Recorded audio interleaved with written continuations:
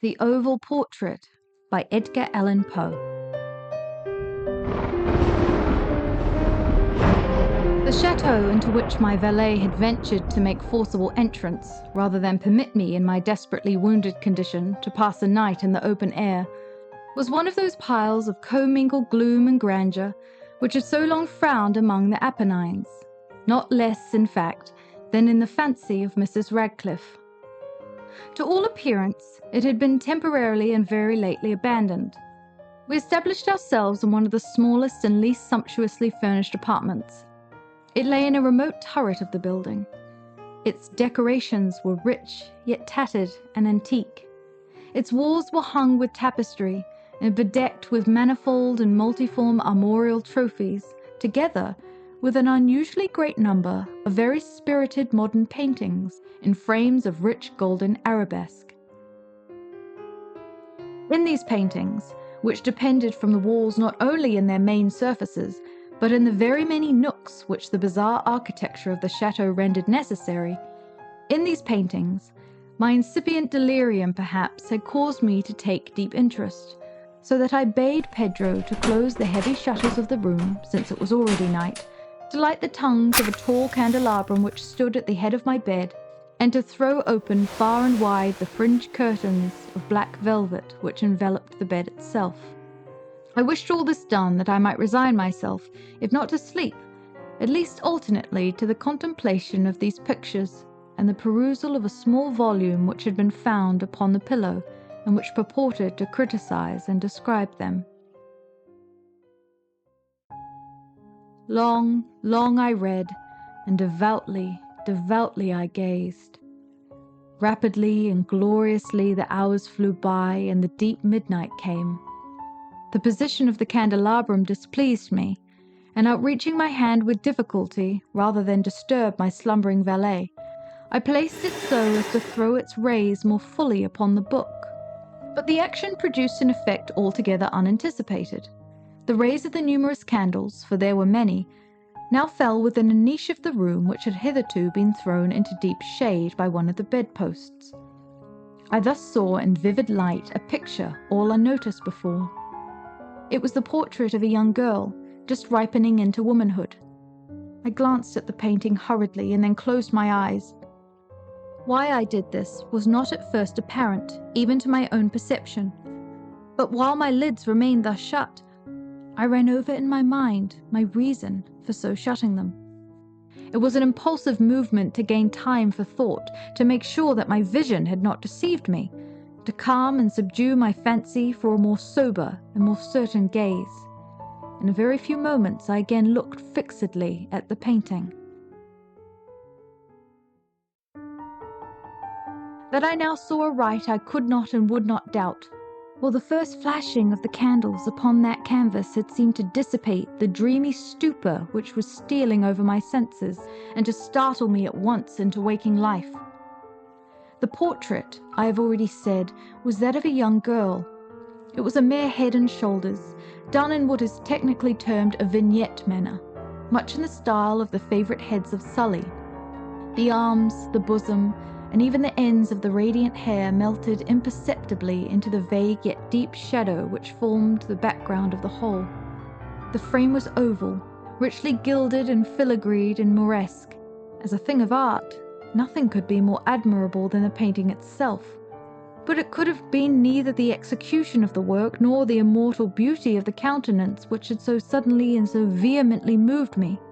Least of all could it have been that my fancy, shaken from its half-slumber, had mistaken the head for that of a living person. I saw at once that the peculiarities of the design, of the vignetting, and of the frame must have instantly dispelled such idea, must have prevented even its momentary entertainment. Thinking earnestly upon these points, I remained for an hour perhaps, half sitting, half reclining, with my vision riveted upon the portrait. At length, satisfied with the true secret of its effect, I fell back within the bed. I'd found the spell of the picture in an absolute lifelikeness of expression which, at first startling, finally confounded, subdued, and appalled me. With deep and reverent awe, I replaced the candelabrum in its former position. The cause of my deep agitation being thus shut from view, I sought eagerly the volume which discussed the paintings and their histories. Turning to the number which designated the oval portrait, I there read the vague and quaint words which follow. She was a maiden of rarest beauty, and not more lovely than full of glee. And evil was the hour when she saw and loved and wedded the painter. He, passionate, studious, austere, and having already a bride in his art. She, a maiden of rarest beauty, and not more lovely than full of glee. All light and smiles and frolicsome as the young fawn, loving and cherishing all things, hating only the art which was her rival, dreading only the palette and brushes and other untoward instruments which deprived her of the countenance of her lover. It was thus a terrible thing for this lady to hear the painter speak of his desire to portray even his young bride. But she was humble and obedient, and sat meekly for many weeks in the dark, high-turret chamber where the light dripped upon the pale canvas only from overhead.